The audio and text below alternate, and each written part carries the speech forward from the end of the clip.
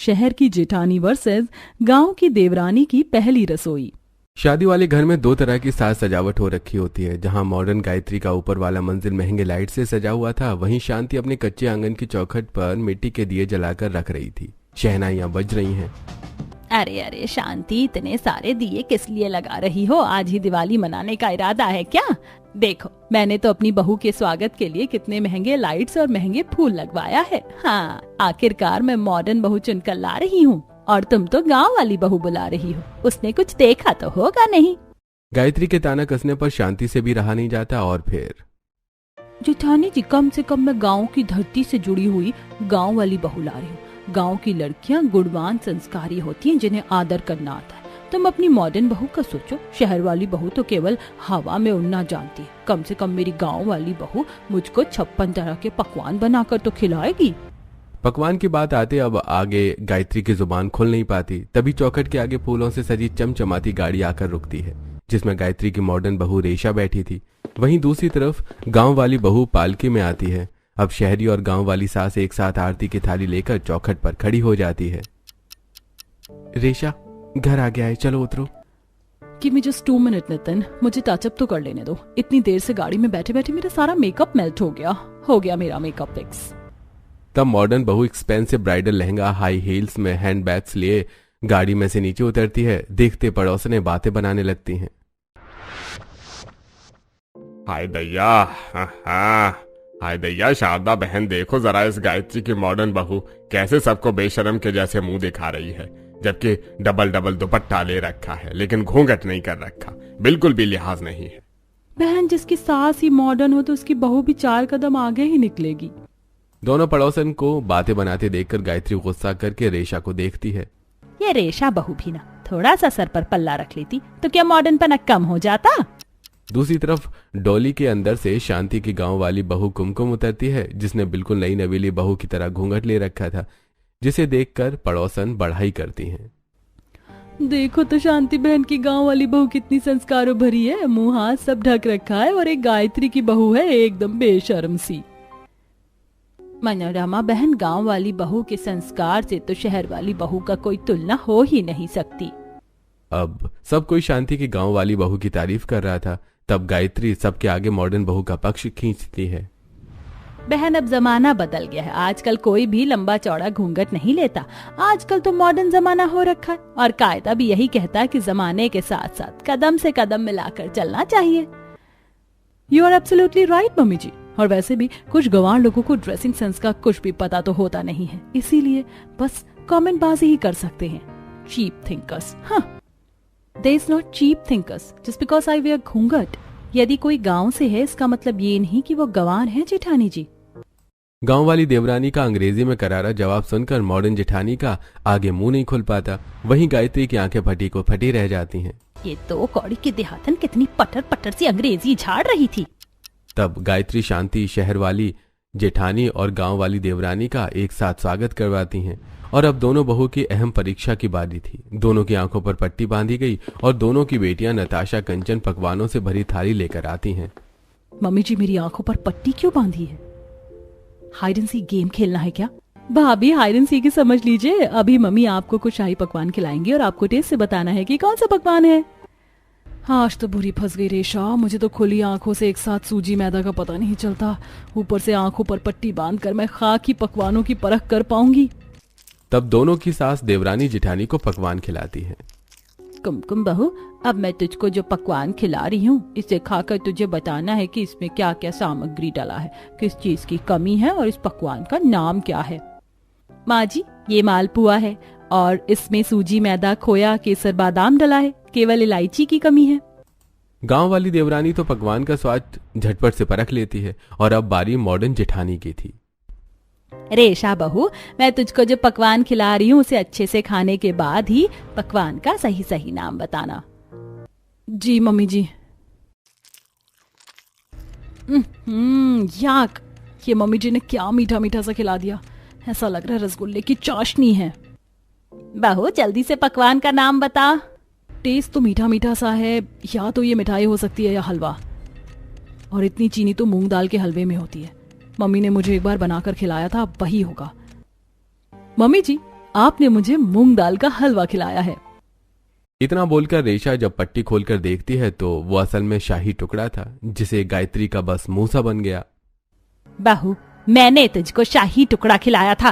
अरे इसका स्वाद तो बच्चा भी बता देता। नाक कटवाती मेरी। सॉरी मम्मी जी। एक बार फिर से पड़ोसन के आगे गायत्री की मॉडर्न बहू का मजाक बन जाता है। बहू केवल मॉडर्न बनकर दिखाने से कुछ नहीं होता। तुझसे अच्छी तेरी गांव वाली देवरानी है, इससे सीखने की जरूरत है तुझको। मनोरमा को मुंह भर भर कर कुमकुम की तारीफ करते देख मॉडर्न रेशा का ईगो हर्ट होता है और वो चैलेंज करती है।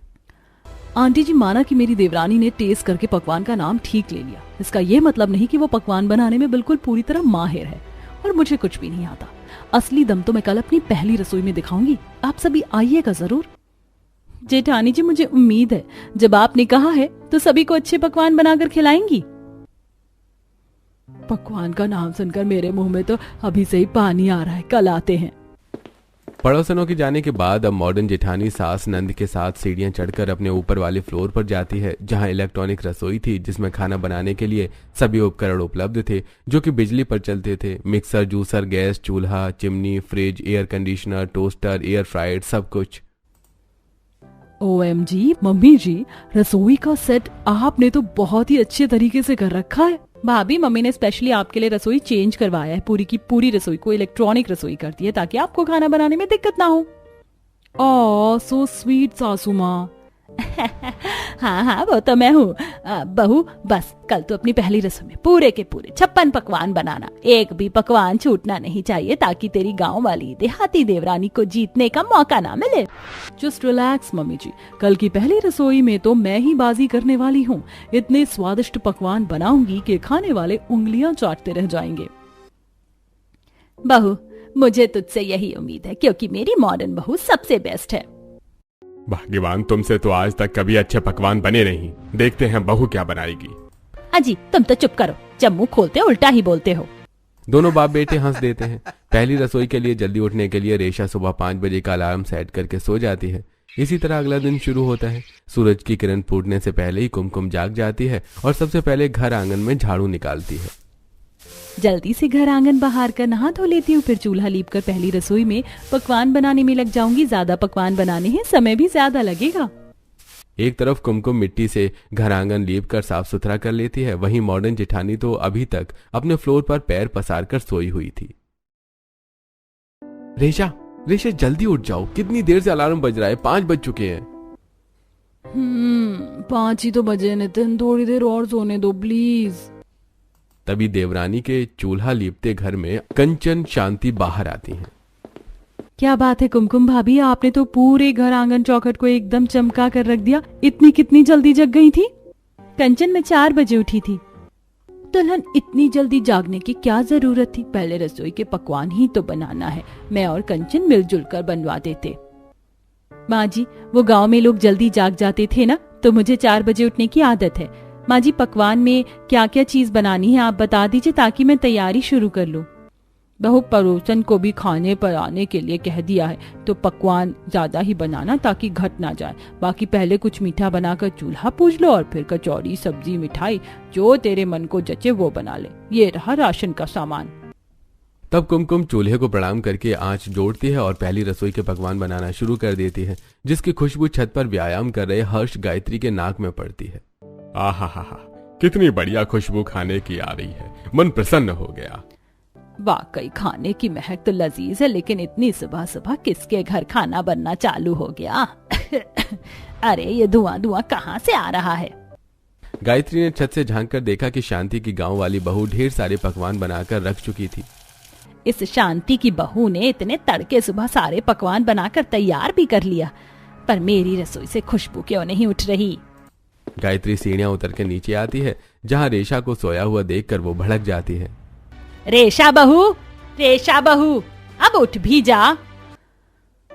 यार, कौन है कचर कचर करके मेरी अच्छी खासी नींद में कबाब में हड्डी बन रहा है?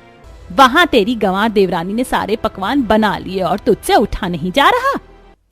आंख मलते हुए रेशा ने उठकर देखा तो सुबह के 9 बज चुके थे। ओह नो, शिट 9 बज गए। मम्मी जी, मैंने तो अलार्म सेट किया था, शायद से बजा नहीं। मैं नहा कर आती हूँ। कुछ देर रेशा रसोई में आती है। बहू, आज तुझे पहली रसोई में छोले पूरी, खीर, कढ़ाई पनीर, पुलाव, 4-5 किस्म की मिठाइयाँ बनाना है। ओह गॉड, मम्मी जी ने तो पूरे होटल का मेन्यू ही बता दिया। आज तो इतने सारे पकवान बनाने में रेल बनने वाली है। चल रेशा, लग जा। लेट तो हो ही चुका था, इसलिए रेशा ने जल्दी जल्दी पकवान बनाना शुरू किया। 1 घंटे बाद फटाफट से दूध फाड़कर छेना मिठाई बना लेती हूँ। जलने की स्मेल कहाँ से आ रही है? पलटकर जैसे देखा तो कढ़ाई में फ्राई होने के लिए डाले पनीर आधे से ज्यादा जल चुके थे। ओह गॉड, गई भैंस पानी में। अब तो एक्स्ट्रा पनीर भी नहीं है। कढ़ाई पनीर कैसे बनेगा? कोई नहीं, बोल दूंगी। पनीर थोड़ा ज्यादा क्रिस्पी हो गया। जेठानी जले पनीर की ही सब्जी बनाती है और पूरी के लिए आटा लगाती है तो गीला हो जाता है। ओह गॉड, इस आटे का तो कीचड़ बन गया। कसम से पकवान बनाना बड़ा टफ है। सूखा आटा मिक्स करना पड़ेगा। अब जैसे ही गीले आटे में सूखा आटा डालने के लिए निकालती है तो आधा आटा गिर जाता है। अरे गायत्री बहन, हम इतनी देर की आए पड़े हैं। तुम्हारी बहू ने अगर पकवान बना लिया हो तो अब लाकर चखा भी दो। अगर लेट लगेगा तो देवरानी के हाथ से खाते हैं। अरे ऐसे कैसे? मेरी बहू जेठानी है, पहले उसी के हाथ का खाना खाकर जाना। मैं खाना लेकर आती हूँ। आ जरा नताशा। जी मम्मी।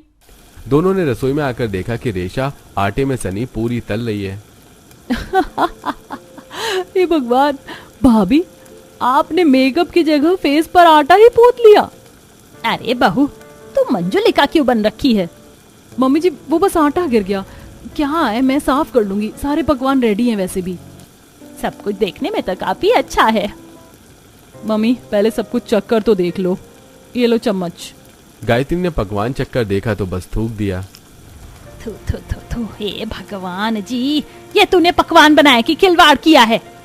सारी सब्जियां नमक के मारे माहूर हैं और मिठाइयों में तो इतनी चीनी झोंक रखी जैसे तेरे मायके वाले चीनी का कट्टा छोड़कर गए हैं। ये पकवान परोसूंगी मैं पड़ोसन के आगे तो खिल्ली बन जाएगी। डांट खाकर रेशा का रोने जैसा मुंह हो गया। मम्मी जी, आप मुझे डांट रही हैं। नहीं तो क्या तुझको शाबाशी दूं? कल तो बड़ा मुंह फाड़ फाड़ कर चुनौती दे रही थी। थोथा चना बाजे घना, क्या मुंह लेकर जाऊं पड़ोसन के आगे?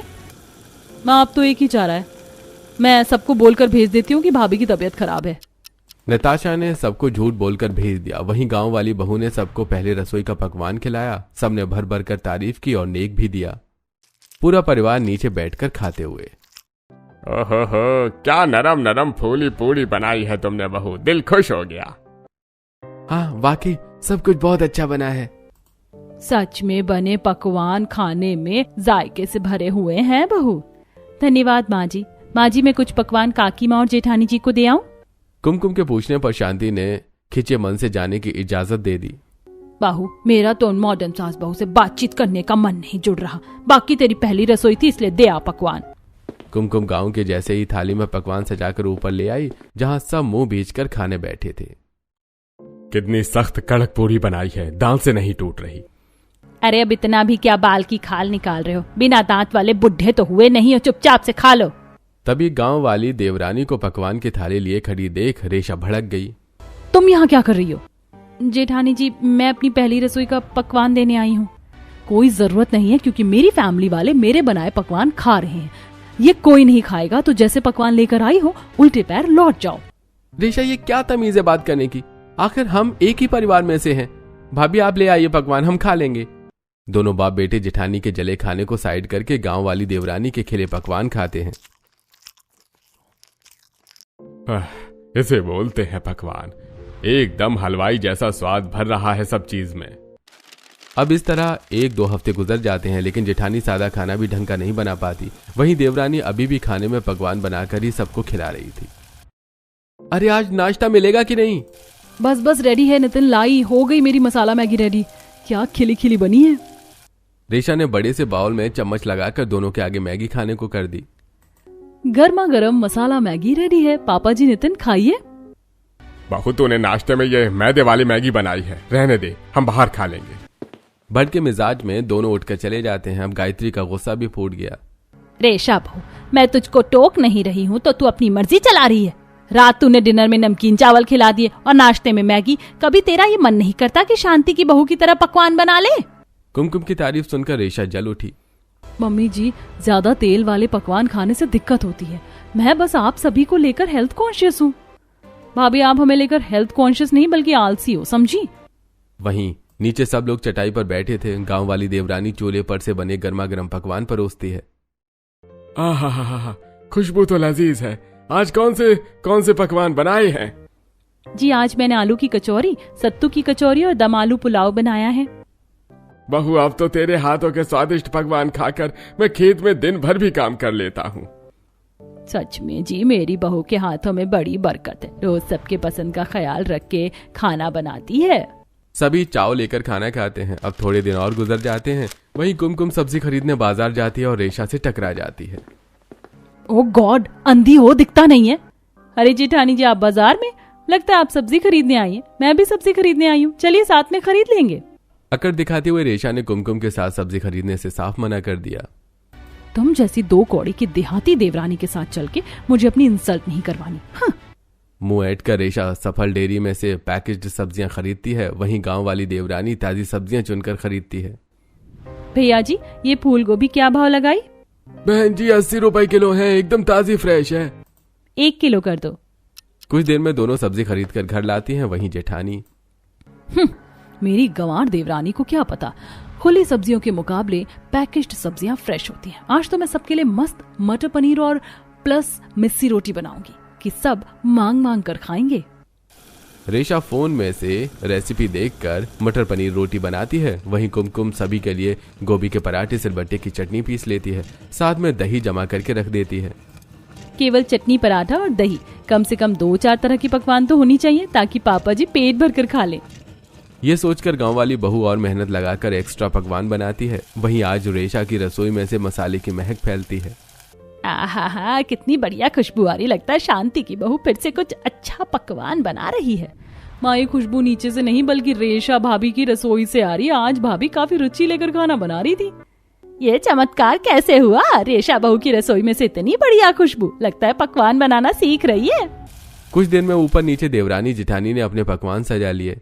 हर बार की कुमकुम के स्वादिष्ट पकवान तो सबने मनपसंद से खाए, लेकिन रेशा को डांट पड़ी।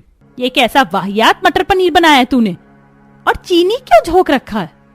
वो मम्मी जी मैंने रेसिपी देखकर सब्जी बनाई थी, उसमें थोड़ा चीनी भी डालने को बताया था। हे भगवान जी, मेरी मत मारी गई थी जो मॉडर्न बहू ले आई। एक पकवान नहीं बनाना आता इसको। बहू तेरा हाल लंगूर के हाथ में अंगूर के जैसा है। मुझे तुझे रसोई सौंपनी ही नहीं चाहिए थी। गुस्से में गायत्री रेशा को खूब खरी खोटी सुनाती है। वहीं कुमकुम पकवान की थाली लेकर खड़ी थी, जिसे देखकर रेशा को इंसल्ट फील होता है। तुम यहाँ क्या कर रही हो? जब देखो दही की तरह जमने चली आती हो, जिसे देखो हर कोई तुम्हारे पकवानों की तारीफ करता है। हाँ। रेशा को कुमकुम से जितनी भी जलन थी उतनी ही कुमकुम को उससे हमदर्दी थी। उसने सहजता दिखाते हुए कहा, काकी माँ अगर जेठानी जी को पकवान बनाने नहीं आते तो इसमें उनकी गलती नहीं है। वो शहर में पली बड़ी हैं और मैं गांव में, इसलिए मुझे पकवान बनाना आता है। और कोई भी माँ के पेट में से सीखकर तो नहीं आता। कुमकुम की बात को समझते हुए गायत्री को अपने बर्ताव पर पछतावा होता है।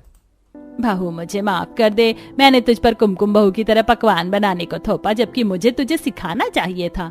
कोई नहीं माँ जी, जेठानी जी को मैं अपने से भी ज्यादा स्वादिष्ट पकवान बनाना सिखा दूंगी। और जेठानी जी अपने से छोटों से यदि हमें कुछ सीखने को मिले तो सीखना चाहिए।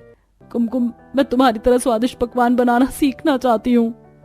अगले कुछ दिनों तक कुमकुम रेशा को सारे पकवान पूरी बनाना सिखा देती है, यहाँ तक कि चूल्हे का इस्तेमाल भी सिखाती है। और इस बार रेशा सभी को स्वादिष्ट पकवान बनाकर खिलाती है। और जब भी दोनों देवरानी जिठानी के रसोई में कोई भी पकवान बनता है तो एक दूसरे के परिवार में देकर ही खाती थी।